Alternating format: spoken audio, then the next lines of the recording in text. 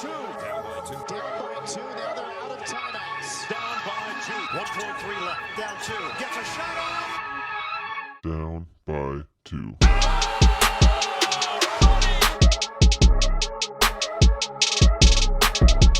What is going on? It's another episode of the Down by Two podcast, Orlando edition, brought to you by Crier Media. Visit crier.co and all for all things DB2 and sports-related content, and of course by our sponsors over at Indestructible. Visit Indestructible online. Use promo code Down by Two for 15% off your next order. And by Yup Beer, but we're not drinking any Yup Beers down here. It's not available down here. A whole lot of Michelobs and other shitty American beer. What's going on? It's your host Josh Elijah Birdman, and our special guest reporter, Bradley Aldworth. Braddy the Baddie, how you doing, buddy? Doing well here down in the Sunshine State. Yeah, loving it. It's been quite a trip as we're down here doing our first coverage with the Orlando Magic, as we got exclusive access to be able to catch everything behind the scenes when it came to the Chicago Bulls and Orlando Magic game that we were able to cover this weekend. And first thoughts, Jesse, what was your experience with everything? Just walking into the arena, it's just so much different from back home, Scotiabank Arena. The layout, I mean, it's an arena built for basketball, right? It's the only pro sports team in Orlando. Just the look of it, the way the seats are laid out, everything about it is just so much different.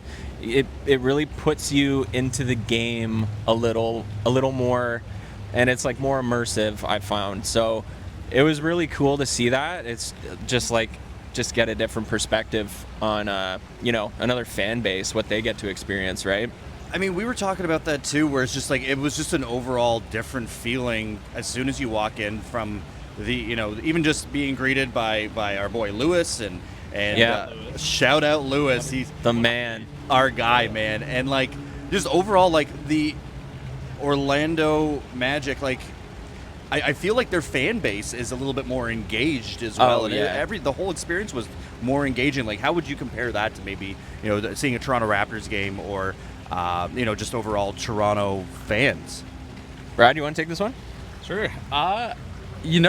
Orlando was definitely into the game. I think Toronto sports in general, sometimes when you go to see it live, there's a serious mix in that building of business, meetings going on in the Platinums, and you just didn't feel it at this game. It was incredible. I mean, I think that also speaks to the culture of the team down in Orlando right now. It's a bunch of dogs. They got a good team. Coming into Orlando is a difficult game for anyone coming in. And I think that when the boys on the court are playing with that intensity, it really carries over to the crowd, and they just want to see a dogfight every night, and it's what they're getting. So, I mean, we were able to capture some of that with the interviews that we did after the game as well, and you totally see that there's a buy-in with this Orlando squad. And it's headlined by Franz Wagner, who absolutely fucking exploded yesterday, scoring his third 30-point game in the last 4 games, he's been on a bit of a heater, but obviously new All-Star Paulo Banchero and all of the other role players. You have Jonathan Isaac playing insane defense. We got to talk to Cole Anthony as well, and Coach Mosley. There seems to be more of a buy-in with this squad as opposed to a squad like the Chicago Bulls, where it's just their identity. It's do they tank or do they just kind of stand pat? They obviously stood pat at the deadline, but what do you notice with the chemistry that you see with this Orlando squad? I was gonna say even just the difference of the post-game presser, right? The Chicago Bulls post-game presser was mind you, they lost, but it's just such a more serious tone, kind of down vibes, if that makes sense. Whereas the Magic just seem like they're having fun and they're out there playing for each other. You know what I mean? Yeah. And it's just a huge difference in energy and tone with those press conferences, and even the pregame presser, right? The coach still had that same mentality going into the game, right? So I don't think it's necessarily we won the game, so we're kind of excited.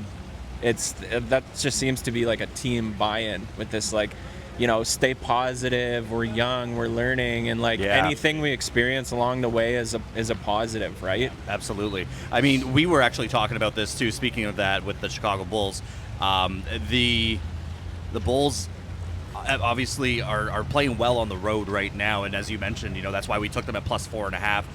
It would have hit if it didn't go into overtime. If it didn't go into overtime, but I mean, but they've been playing really well on the road, and that has been the case since Zach LaVine has been injured and out for the rest of the season. Do you think that Zach LaVine being out is actually attributed to the Bulls' improved play over the last little bit? Kind of seems like it, doesn't it? It seems like it. Yeah. It does. Like, I don't know. They're like sharing the ball a little more, getting more open looks. Like, it's kind of weird to see because like you look at him as like the best player on the team, arguably, right? So I don't know. Maybe his time is up there, and like, they're just waiting for him to get healthy so they can dish him out. Yeah, it's a spooky contract though, isn't it? It is. Like that's a questionable one to take on for another team, right? So it's going to be tricky. Like, I mean, maybe you have to attach draft capital to it. I don't know. That's not ideal, but yeah. I mean, the Lakers are known to pick up shitty contracts like that too. So hey, I mean, like maybe that's a direction it could head in. How about Orlando, just in general? I mean, look around you. This is, we got quite the setup here. It's been amazing. The locals have really treated us well. What are your overall thoughts on the city? Because we're going to be coming back and doing a lot more of this. I'm loving it. It's fucking awesome, isn't it? Shout out to our girl Mandy down Mandy! at the Motorworks Brewing. Yeah. It was kind of our first stop. I just got to speak to that. Yeah. It was kind of our first stop yesterday when we touched down pretty early in the day, knowing it was going to be a long one. Got to the hotel, and that was one of the first spots. We just wanted to check around the hotel, and we ended up at the brewery. And she took Josh's phone and put about 12 or 13 bars in there that we need to check out. Which I didn't know that you could save like lists into Google Maps. Yeah, So she was a wizard clutch. with Google Maps. She set us up real nice, and we ended up following through, hitting up some of those places last night after the game. It was an electric downtown feel after the game. The streets were full, the bars were packed. We had a good time. I accidentally ordered 9 tacos. Confusing. All the tacos here you buy through a machine. I don't know what's going on with that, but I couldn't they're figure just it out. credit card machines, but for tacos. But for tacos, which I'm into. We need to bring that up north. Yeah, but no, overall vibes. I mean, we got beautiful weather down here. It's been a time. And we, I mean, there's all around, like, it seems like, obviously when the Orlando Magic are playing well, the city is alive, and you can totally see that within the games and whatnot. Moving forward, though, what are some of the highlights that we're looking forward to with some of our extended coverage that we're doing with the Orlando Magic? Just getting to know the players, getting to know the coaches. Yeah. Just being involved on that, personal level, I think is going to be huge. And like, hopefully they get to know us. Like, we have a lot to bring to the table too, right? And a lot of personality, and it's nice to get to know people under the surface level, like from beyond what you see on TV, right? Because like for the most part, all that's pretty much scripted, and they're trained well. So it'd be nice to get to know some of these guys, like. Well, that's the thing, is that you look at like Coach Mosley after the like with the pregame presser as well, and he just kind of jumped into the crowd and started talking to some of the regulars with the media. Kind of yeah, so that's something, being able to build that sort of relationship, and this is something that for years to come, we're really excited to be able to come down and cover this squad. They are going to be set up for the future. They got a bunch of great, amazing young pieces to be able to build on as they're now pushing towards maybe a play-in tournament berth, or maybe even capturing a 6th or 5th seed. So the fact that they didn't make any moves at the deadline show me that they are confident within their squad, and they're looking to be able to build on that and develop some of those young players, like when it comes to Anthony Blacks and Jonathan Isaac, who hasn't been active over the last couple of years. So it's good to see some of these players get mixed into the mix as well. But Cole Anthony, another player as well. I mean, when you have a point guard that comes off the bench and is able to give you double-digit rebounds, like, that's pretty crazy. But and you to just touch on the confidence. I mean, and that's what you were saying earlier when we went to the pregame with Coach Mosley. it was all about confidence. It was about taking things in stride, and that was before the game. He knew that this was going to be another fight here in Orlando. This is the third game of theirs this season, third matchup, and they've all been close ones. Last night going to overtime only speaks testament to that. And then in the post game, he spoke on how the game is a game of runs. Basketball is a game of runs, and they gave up 36 points in the third quarter. But it was the confidence that they have as a squad to make a few personnel changes going into the fourth quarter and stifle them to 11 points to end that run at the end of the third quarter, get a few points on the board, and inevitably end up pushing the game to overtime, taking the game back into their possession, and having the confidence to go ahead with the personnel they had on the floor in the fourth. And tie things up in overtime. So they have a lot of confidence in their team, and you can see it with Cole Anthony's words that he spoke on all of the players that are surrounding him on the floor, as well as Wagner. It was pretty amazing, actually. All around incredible effort from the team to be able to pull out that victory. But enough about us talking. Why don't we swing it over to some of the coverage that we had. We have interviews with Coach Mosley and Cole Anthony, Franz Wagner as well. So here's an inside look at the Orlando Magic as they took on the Chicago Bulls this weekend. Fucking slayed that. That was perfect, dude. Here we are. We've made it. It's the Kia Center, live here with Down by 2, Crier Media, We're here. Birdman. We're here, baby. We are here. This is, honestly, it's been an amazing experience. Our first media coverage here with the Orlando Magic. A shout out to Lewis, who's been taking care of us as well, showing us all around the place. We're going to give you a behind-the-scenes look on the Kia Center. First of all, this is just a beautiful barn that they got here. Incredible. I mean, this is a place built for basketball. Am I right? Specifically for basketball, as this is the only professional team in town. And so they've really built this to be conducive for the Orlando Magic. And you can totally tell the difference between this and a multi-purpose facility like ACC, Scotiabank Arena. The shape's different. The seating layout is way different. There's so many more angles to view the game. It's really cool. Yeah, no, it's just nothing but amazing, coverage that we're able to bring here behind the scenes. We're sitting down with coaches, players, locker room exposure that we have, sitting down doing interviews with some of the players that we'll be bringing to you after the game. But this is just the beginning right now. This is a lot more to be able to come down the road. But looking forward to tonight's game. We have the Chicago Bulls in town versus the Orlando Magic, a team that the Magic have taken care of over the last couple matchups. Yeah, they're fully healthy, right? So fully healthy now. I mean, look for them to neutralize Vucevic, who is a former player. They're going to have a full game plan for him. I mean, Chicago doesn't really have that height. They don't have that length. And I mean, Orlando's full of it. When you have Vucevic, you have a center that's going to be able to space the floor. Obviously, he's facing his old squad here, so it's a different type of center that they're going to be. They're going to have to look at for him to space the floor along the perimeter. A lot of opportunities for him to be able to pass the ball as well. Yep. It's something that the Magic haven't. They're very, very used to facing players like Vucevic. Obviously, with him coming from here before, but DeMar DeRozan as well, such an explosive player. Oh man! I mean, we've seen it. We know him too well. Know him too well. It's going to be quite a matchup for Paulo Banchero and Franz Wagner. You can expect them to be switching on and off when it comes to DeRozan as well. But on the defensive side of things, if Caruso is healthy, he's still a game-time decision. He's going to be providing a lot of matchup nightmares for some of these Magic players as well. Oh, absolutely. He's a game changer, man. And any team that's looking to make a playoff push, you want that guy on your team. It's crazy that the Chicago Bulls decided to stand pat at the deadline. We obviously are going to be talking about that a whole lot more as well. But when it comes to both of these teams, the Orlando Magic obviously as well, deciding not to make any moves at the playoff or make any moves at the trade deadline makes sense. Makes sense as they do have a young core to be able to build on. Yeah, they want to grow. Right? They want to see what these guys can do. With a team that has with the Chicago Bulls not being able to make much happen year in year out, kind of being stuck at that play-in tournament berth. Not a place you want to be. It was a time that they needed to be able to tear down their roster and be able to make some moves, be able to sell high on the player like Caruso as well, and that's something that they just didn't do.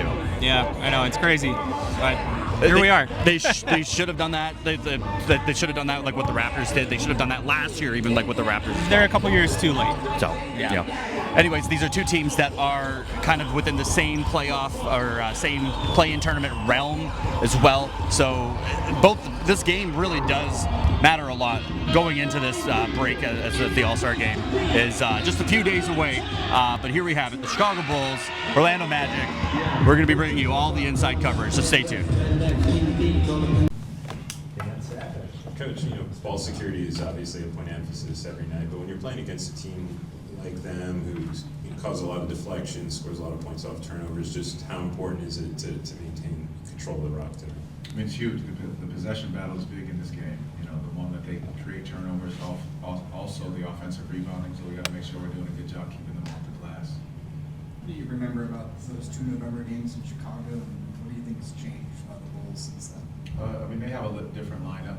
Kobe White is playing incredible basketball right now. There's times that they put the 2 bigs out there probably for about 20 minutes per game. So our ability to combat that, but again, it's being able to hold ourselves to our standard of style of play.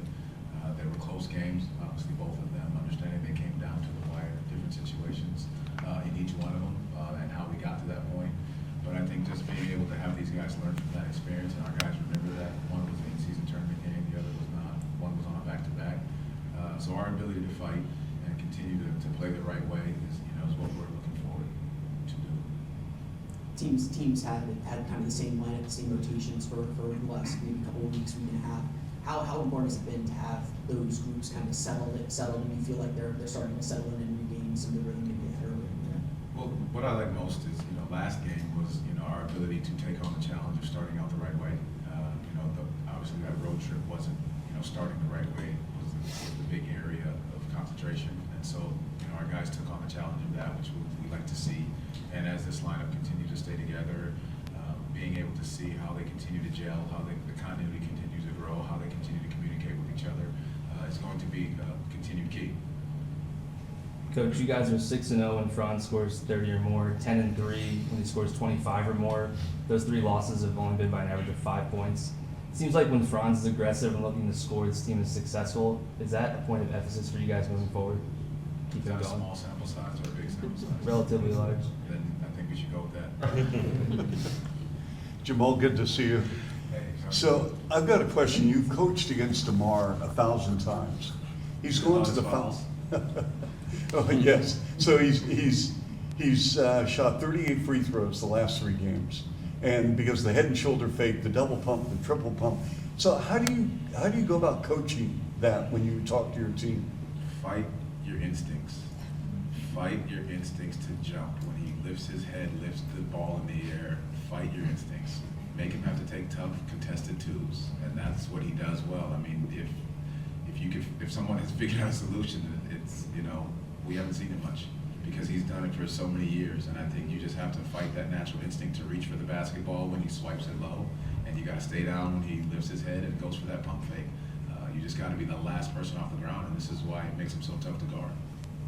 Picking back up on that point when you were talking about everybody gelling, getting everybody back now. We've had a handful of games where we've seen the starters for 5-6 games now consecutively getting back out there. Just how pleased really are you with the team's chemistry and continuity, just really getting back into form after dealing with all of these injuries?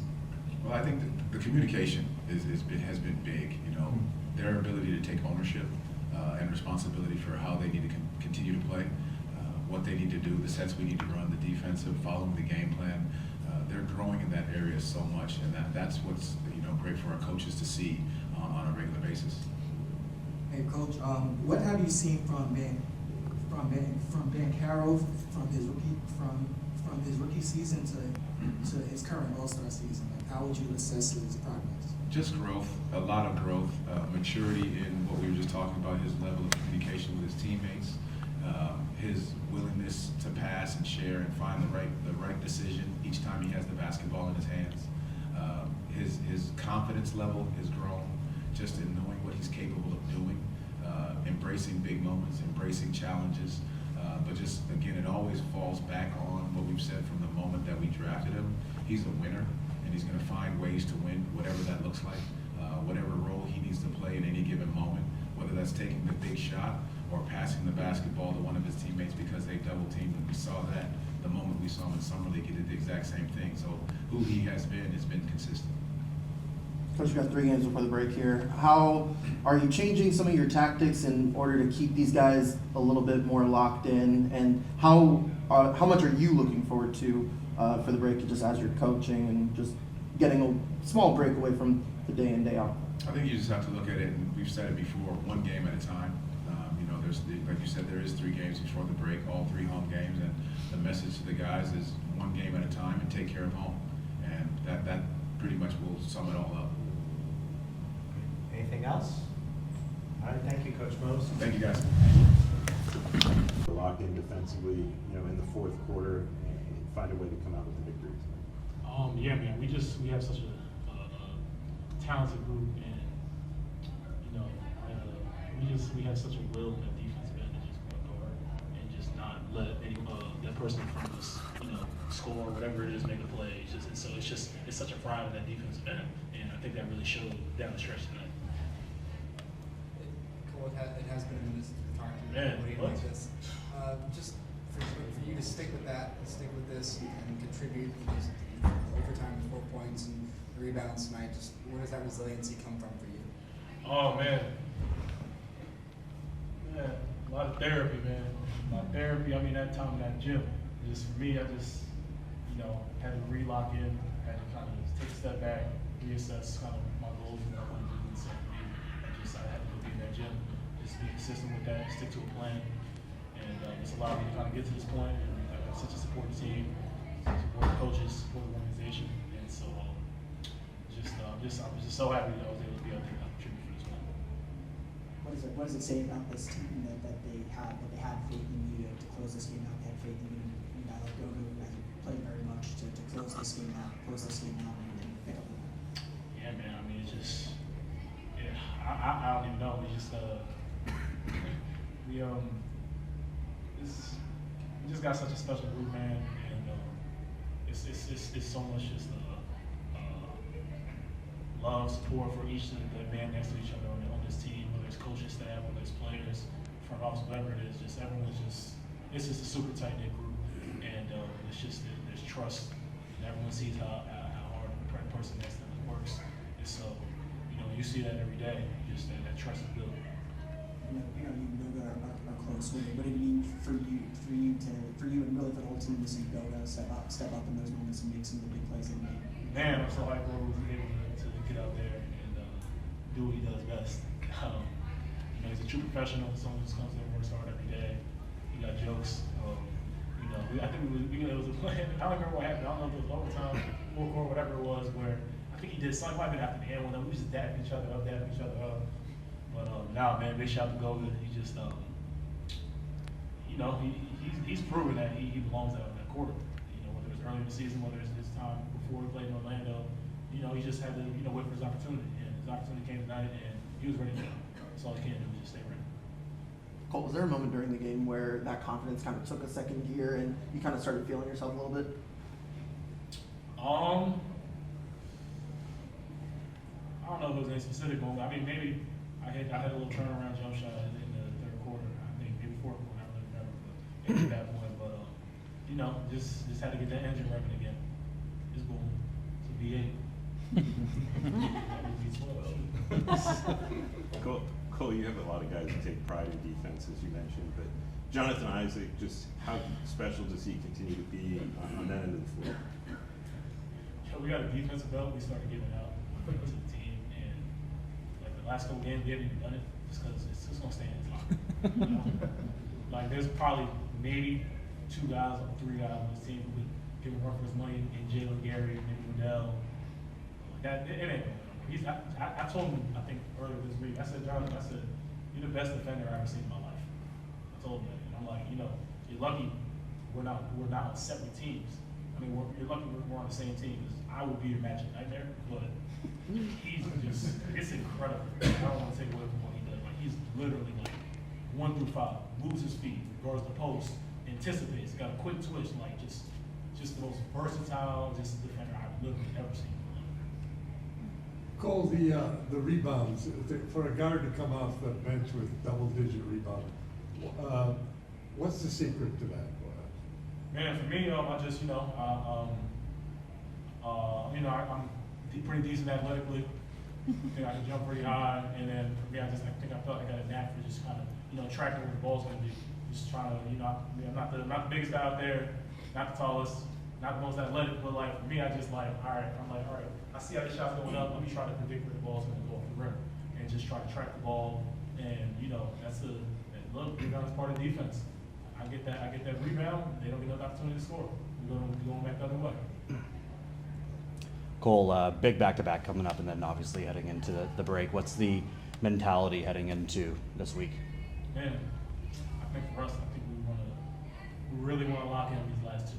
It's easy to kind of look over these last two, and it's 2 more games, right? Yeah. It's easy to look over these last two, and look forward to the break. Time off, blah blah blah. But we want to go into this break with a good feeling. If we can go get these 2 wins, we got OKC and New York. In New York, those are 2 teams at the top of the league right now. Like if we were to go, that's a great feeling. Going into the break, beating 2 of the top teams in the NBA. So I think for us, we really want to key in on those 2 teams, take it 1 game at a time, and prepare as best as we can, and be ready to give those teams a battle. And then we can talk about going to the break, having fun, Thank you. Sure. Franz, obviously every game has its share of challenges, but how much do you like your group's ability in the fourth quarter to lock in, especially defensively, and come away with the win tonight overtime? Yeah, huge win for us. I think it said a lot about our team, the way the game was going, and we somehow found a way to win the game. We were down the whole game. Somehow found to get a lead in the fourth, and then went into overtime. Started overtime really well, and yeah, I think like you said, defensively, I think second half and in overtime we played a lot more physical, got a lot of stops, and I think when that happens, we just have a better vibe about our team, better rhythm offensively, and then I think we got to work on turnovers, not throwing the ball away so much. I think we sometimes make it a little harder on ourselves, give the other team easy opportunities, but yeah, huge win for us. How physical was this game tonight for you? Yeah, very physical. They do a great job. Having a lot of people in the paint, making it tough. You really got to move the ball and move bodies to get good looks. And yeah, super physical game, super intense game, and it went into overtime. So I'm gonna definitely enjoy Super Bowl tomorrow. Not moving too much. Yeah. 14 points in the fourth quarter kind of helped key the comeback to get the game to overtime. What were you seeing out there to kind of to spark you and help spark the rest of the team? I think I got a couple solid looks off of pick and roll, and then after that, I just tried to make the right play, that they would be a little more aggressive. But I think in general, I think we did a good job of moving the ball and just finding different stuff that we liked out there, and that's what it is when in these tight games, where both teams kind of know what the other team wants to do. Just got to find 1 or 2 things. I think we did a pretty solid job of that tonight. Franz, a few weeks ago you were on JJ Redick's podcast and you talked about decelerations, getting more shots close to the rim. Tonight you took only 3-pointers and only layups in the paint and 10 free throws. Can you talk about your continued growth as a scorer and just some of those things that you're seeing out there? Yeah, I think I try to listen when the analytics people talk to us. And, always helps when you make shots, obviously, and then they got to react to that a little bit. But my shots been feeling really good. And then when I get into the paint, a lot of eyes on me, so I got to continue to get better.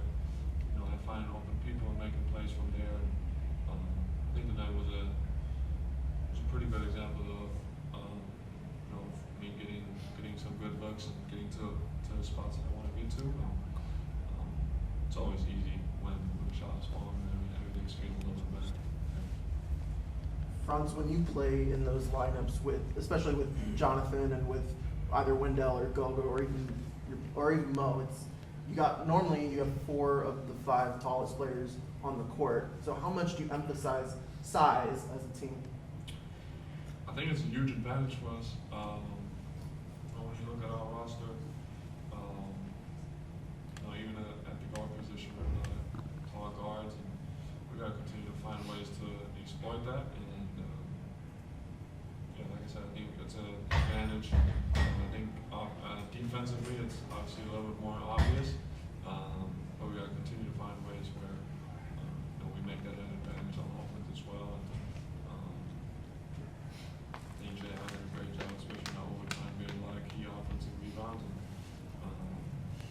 that's exactly that. I think that's where I don't know where we exactly rank in terms of points in the paint, but I think we're pretty high up in the league, and that definitely helps. I think this is your third 30-point game since coming back from the injury, and I think all your shooting percentages are up from since that time too. What's the rhythm that you feel that you're in, or what's maybe feeling differently about you since coming back from the injury? I think I'm having a good rhythm. Just try to play good basketball. Just try to see what's out there and see what the defense is doing. What I can do to help my team win. And I think a lot of different things are coming together. Maybe stuff that at the start of the season, some easy ones went falling for me. If you continue to work at some point, that stuff's going to work out. So I'm just going to continue with the process and stay with it. Thank you. There you have it. Final score 114 for Orlando, 108 for Chicago. Because it goes into overtime, your under didn't hit, nor did the plus 4.5 hit. But that's fine. We still got the Nikola Vucevic rebounds on that as well. Just another great experience down in Orlando. Can't wait to come back and do more. Next coming up is the Toronto Raptors on March 17th, which is going to be a crazy experience for us being from Toronto. And being able to talk to Coach Darko, and so excited for that one. Oh man, it's gonna be insane. And you know what I'm also stoked for is to revisit the swag shop as well. Oh man, I gotta say, like, that blows the Raptors swag shop out of the fucking water. Oh, it's incredible. Like, they even have like really cool collaborations, like the shirt you got, right? Duvin, I'm not sure who that is or what company that is, but Duvin shout out to Company. him. Yeah. They had the sickest shirts I've seen in a long time, and it's like an official collaboration with the franchise. They had some you sick don't really see Lululemon that stuff too. Like, yeah. it was. Got the jersey. I got the Banchero 35th anniversary jersey. Oh man, so sick. That's so sick. Well, I mean, for next up for us, we're about to watch the Super Bowl. Kansas City Chiefs, San Francisco 49ers go downtown onto the Strip, drink about 20 beer each. Oh yeah. Picks for the game. We all rolling Chiefs. Oh, I took Chiefs money line. Yeah. Yeah, I took Chiefs plus 5.5. I think it'll be a close game through, but I think that they have the playoff prowess to settle this one down and take it. Yeah. I mean, I for anytime touchdowns, I'm liking Isaiah Pacheco. I'm liking Travis Kelce. I like 2 Christian McCaffrey touchdowns too. I think it's gonna be a close game. Final prediction: 24-21 for the Kansas City Chiefs. I threw $5 on that. If that final score prediction actually hits, it's a $400 payout. So nice. Ride with me or don't. You know, if I can do the opposite. We're usually wrong. We're usually wrong on this show. Or don't. Yeah, exactly. Or don't. It really doesn't matter. It's your life. You make your own decisions. But for Josh Elijah, Brad Aldworth, Jesse McKay, it's fucking boiling out here, boys. Yeah. You going for a dip? Let's do it. Let's go for a dip. All right. Turks off.